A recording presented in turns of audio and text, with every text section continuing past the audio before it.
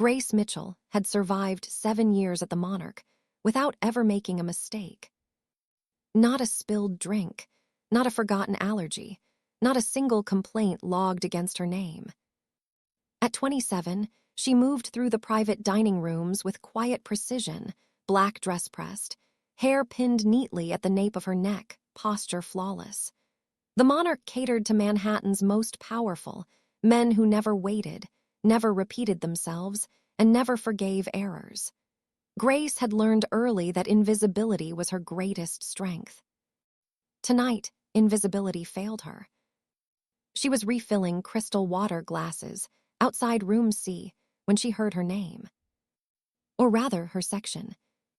7:30, a male voice said from inside, low and amused. Wine first, then dessert, he won't even taste it. Grace froze. Her fingers tightened around the tray. Another voice replied, sharper. You're sure the girl won't notice? A pause, a soft laugh. She's a waitress. The word landed like a slap. Grace should have walked away. She knew that instinctively, the way you know when a stove is hot. But something about the tone, casual, confident, made her lean closer, breath shallow, heart ticking faster with each second. She recognized the voices now. Marco Benedetti. Victoria Hale.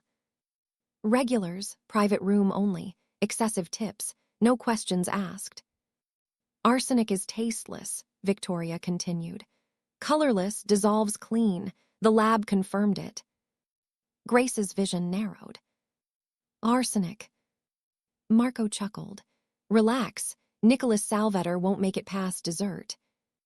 The tray slipped slightly in Grace's hands.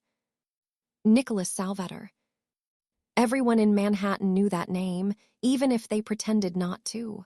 He owned half the waterfront, nightclubs, shipping lines, restaurants, including indirectly the Monarch itself. He was never photographed unless he allowed it, never heard unless he wanted to be. And apparently, he was scheduled to die tonight. Grace backed away silently, pulse roaring in her ears.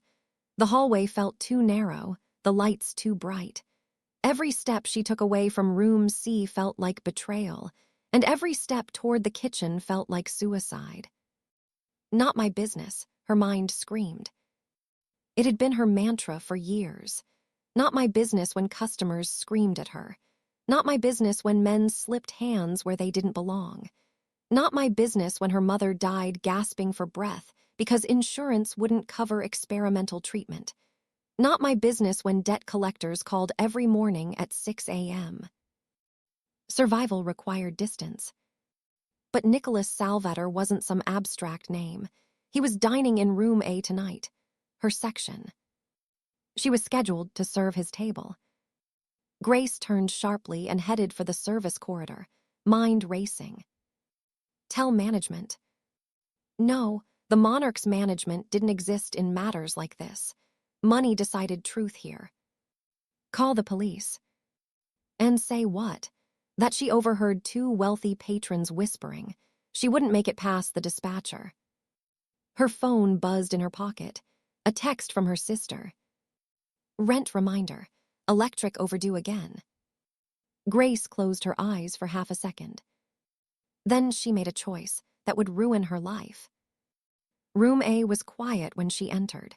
Heavy velvet curtains muted the city outside. Nicholas Salvetter sat alone at the table, jacket draped neatly over the chair beside him, sleeves rolled just enough to show a steel watch at his wrist. He looked ordinary. That startled her more than anything. No theatrical menace, no gold chains, just dark hair brushed back, sharp eyes following her every move, expression unreadable. He radiated control the way some men radiated violence, subtly, inevitably. Grace approached, setting the wine down with steady hands. Good evening, Mr. Salvetter, she said. May I take your order? His gaze flicked to her face, lingered. You already know it, he said calmly. Her throat tightened. Of course. She turned to leave, and stopped. If she walked away now, He would be dead in an hour. Grace spun back, heart hammering so hard she felt dizzy. "Don't drink the wine." The words escaped before fear could stop them. The room went still. Nicholas studied her, expression unchanged. "Excuse me." Grace's breath came too fast. She leaned closer, lowering her voice. "Please, I overheard something. It's poisoned." Silence stretched, thick and dangerous. Nicholas didn't react the way she expected. No anger, no disbelief, just a slow assessment, eyes sharpening as if a puzzle piece had slid into place. "Who?" he asked.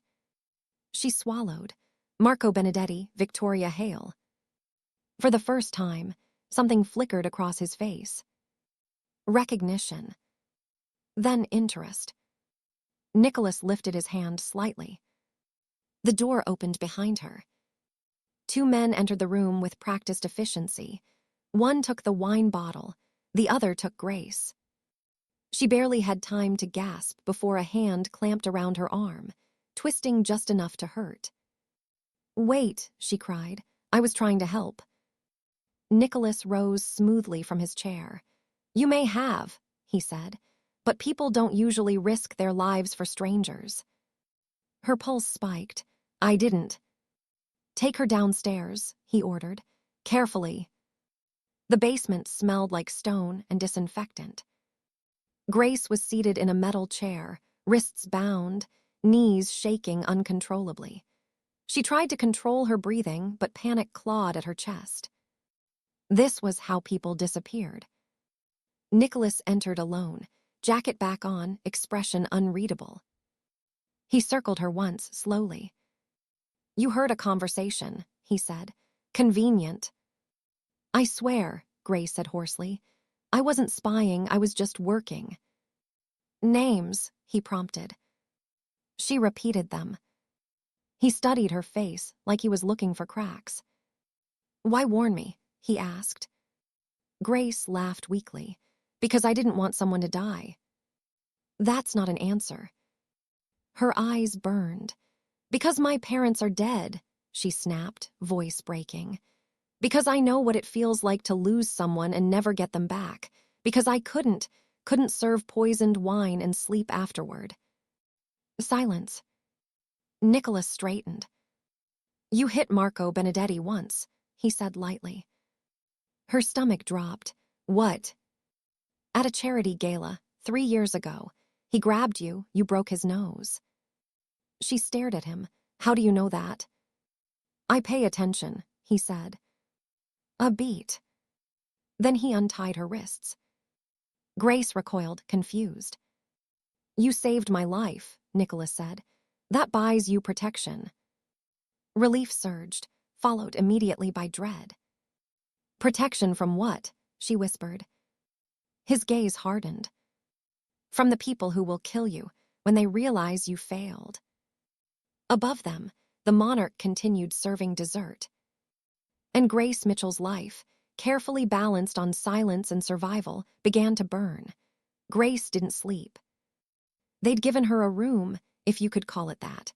A windowless guest suite somewhere beneath the city, all concrete walls and recessed lighting that never dimmed.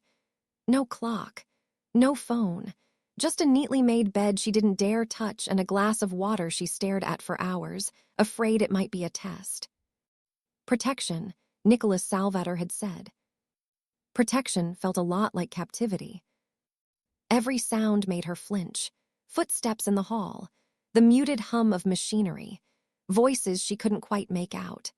Her mind replayed the night over and over, the poisoned wine, the way Marco had laughed, the calm in Nicholas's eyes when he ordered her taken downstairs. "From the people who will kill you." The words settled deep in her bones. Sometime, morning she guessed, the door opened. Nicholas entered with 2 men who stayed by the wall. He looked exactly as he had the night before, immaculate, unhurried, terrifyingly composed. The kind of man who never appeared rushed because the world waited for him. "Did you sleep?" he asked. Grace shook her head. "No." He nodded once, as if that confirmed something. "Good," he said. "You'll be honest then." They sat across from each other at a small table. Someone had brought coffee. It steamed gently between them, untouched. Nicholas folded his hands. "Marco Benedetti has been sloppy for months," he said. "Moving money without permission, making alliances without clearance. Poison is dramatic for him." Grace swallowed. "So you believe me?" "I believe," Nicholas corrected, "that you heard something. What I'm deciding is whether you heard all of it." Her pulse jumped. "I told you everything." "Did you?" His gaze sharpened. "Because if you did, you're either brave or very stupid." Grace met his eyes despite the tremor in her hands. "Those aren't mutually exclusive." For the first time, his mouth twitched. "Tell me exactly where you were standing," he said. She did. The tray, the hallway. The door cracked just enough. The way Victoria's voice never wavered when she said arsenic. Nicholas listened without interrupting. When she finished, he leaned back. "Marco won't act tonight," he said. "Not now, but he knows something went wrong." A cold knot formed in her stomach. "He'll figure out it was me." "Yes." The word dropped like a stone. Grace's breath hitched. "Then let me go, please. I'll disappear. I won't tell anyone." Nicholas studied her the way one studies a fragile object, valuable, but easily broken. "You don't understand how this works," he said quietly. "You didn't just overhear a plot, you interfered." "I did the right thing." "In your world," he agreed. "In mine, you became a liability." Tears burned at the backs of her eyes. "So what? Are you going to kill me?" "No," he said immediately. That startled her more than anything else. "You saved my life," Nicholas continued. "That debt matters to me, but it doesn't erase the consequences."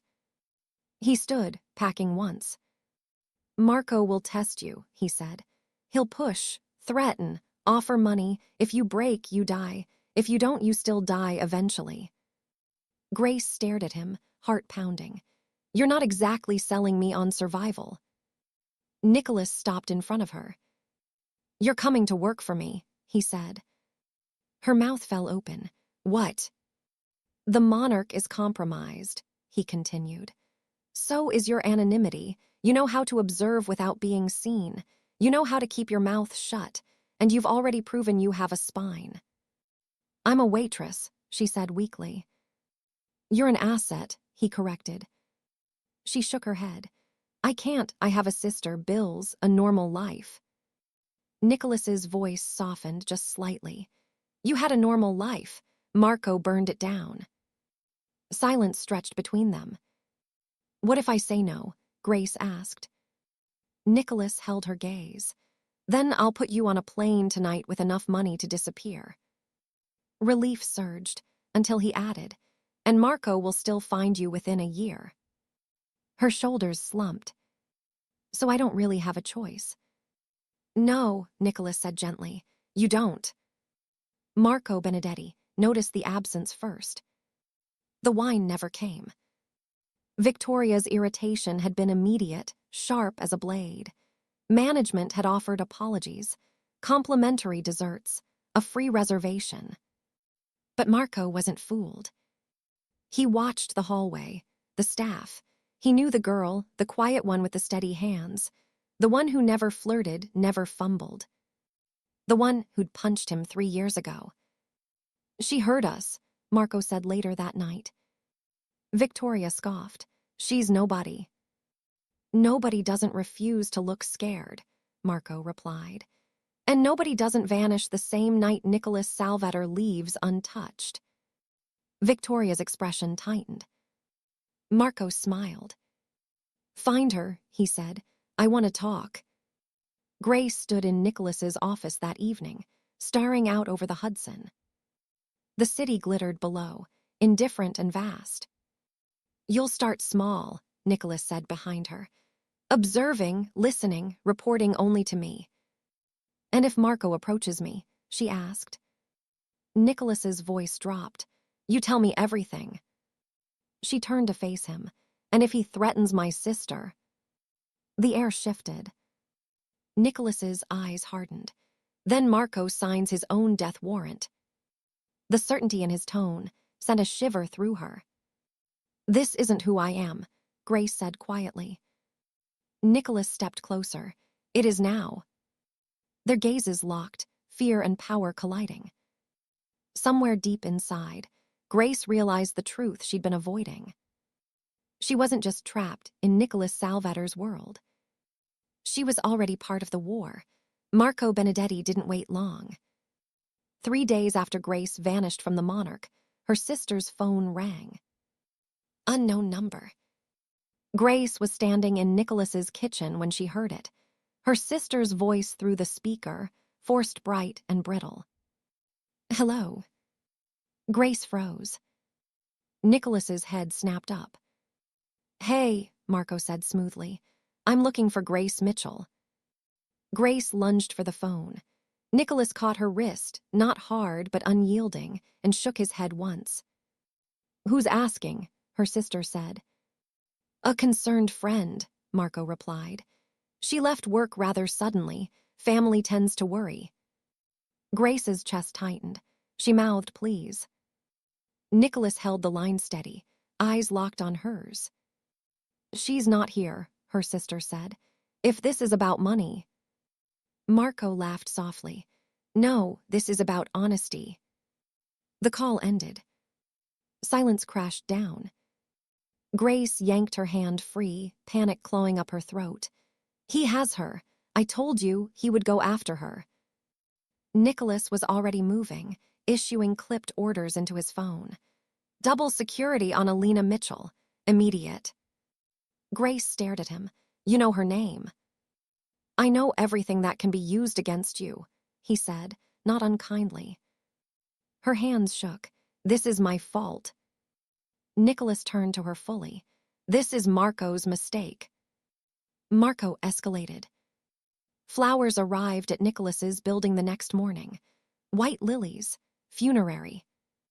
The card read, Tell the girl I admire her courage. Grace didn't sleep again. Every creak of the hallway sounded like a threat. Every glance out the window felt exposed. She flinched when Nicholas came too close, even though she knew, logically, that he was the only thing keeping her alive. You're wound too tight, he said that night, watching her pace. You think, she snapped, then immediately winced. I'm sorry. Nicholas studied her. Come here. She hesitated, then crossed the room. He reached out, not touching at first, and guided her breathing with his own, slow and steady. In through your nose, he murmured. Out through your mouth. Against her will, her body followed. There, he said quietly. Fear makes noise, control silences it. Their proximity did something dangerous to her pulse. His hand hovered near her waist, heat without contact. She stepped back first. This doesn't change anything, she said. No, Nicholas agreed. It complicates it. Marco invited her to lunch. The message came through an untraceable number. I know where you are. Let's talk. Grace stared at the screen until her vision blurred. Nicholas read it once, jaw tightening. He's bluffing, Grace said. He's not, Nicholas replied. He wants to see which side you're on. I'm not on any side. Nicholas met her gaze. Then you're dead. The truth of it settled like ice. What do we do? She asked. Nicholas considered. Then, you'll meet him. Her breath caught. You said. I said you, tell me everything, Nicholas interrupted. This is how we end it. The restaurant was neutral ground. Public, loud. Marco rose when Grace approached, smile sharp and familiar. You clean up well, he said. Grace sat spine straight. You called. I admire loyalty, Marco said. And I admire ambition. You could have both. She kept her voice steady. I'm not interested. Marco leaned in. Nicholas Salvator doesn't save people, he uses them. Grace's heart hammered. You tried to poison him. Marco's smile faded. He deserved it. He saved my sister, Grace said. You threatened her. Marco's eyes flickered, just once. So he's already taught you to lie, Marco said. Pity, I would have paid you better. He slid a phone across the table. Choose carefully, he said. Because when Nicholas falls, and he will, you don't want to be standing beside him. Grace stood. This conversation is over. Marco watched her go, expression darkening. That night, Nicholas listened in silence as Grace recounted every word. When she finished, he nodded once. It's time, he said. For what? Grace asked.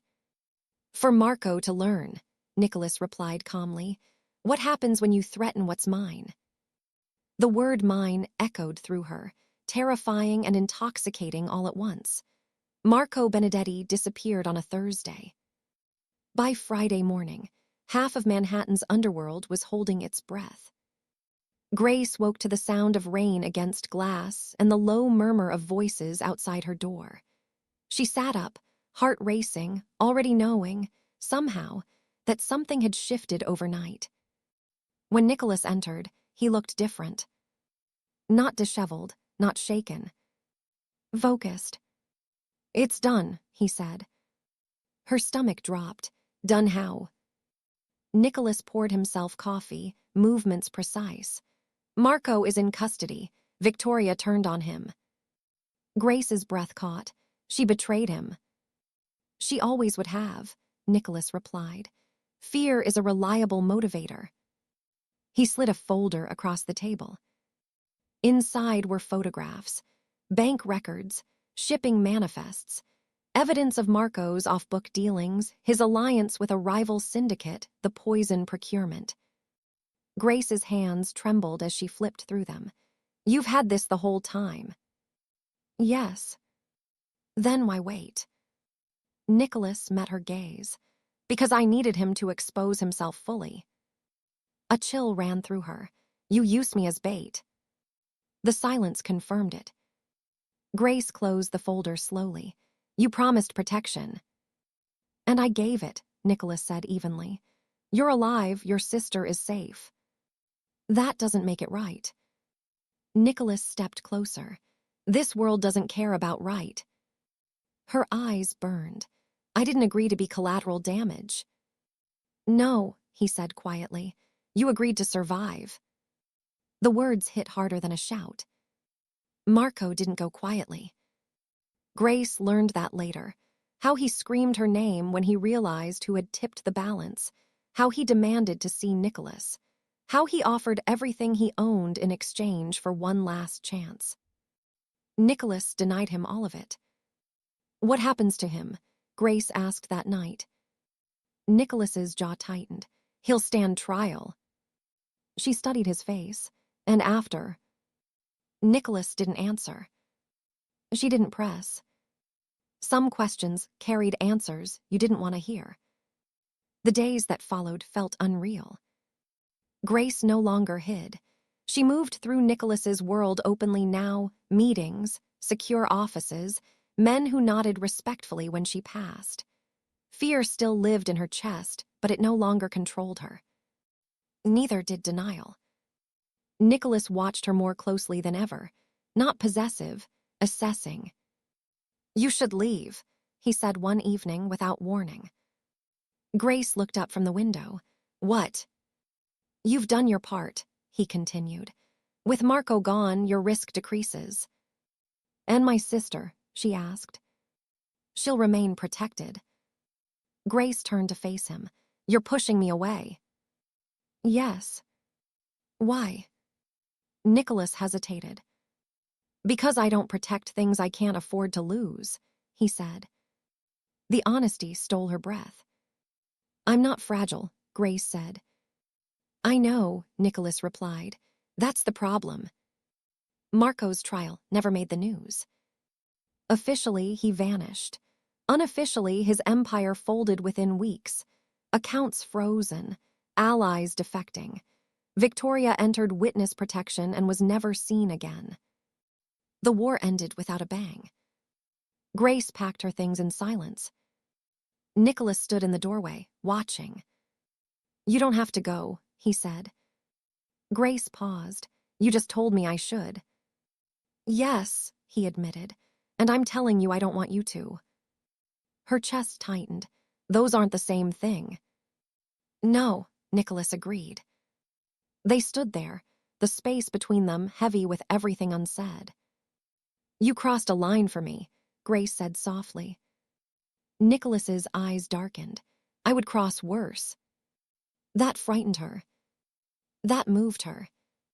Grace stepped forward. "Then don't send me away. Teach me how to stand." Silence stretched. Then Nicholas nodded.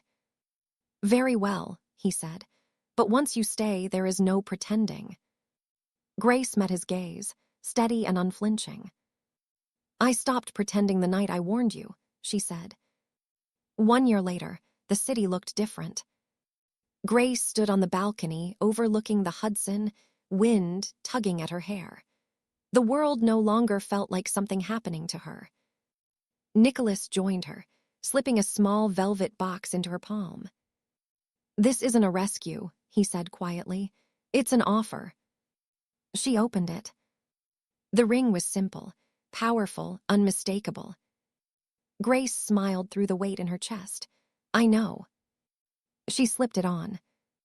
Below them, Manhattan pulsed, dangerous, alive, unforgiving. And for the first time, Grace stood unafraid at its edge.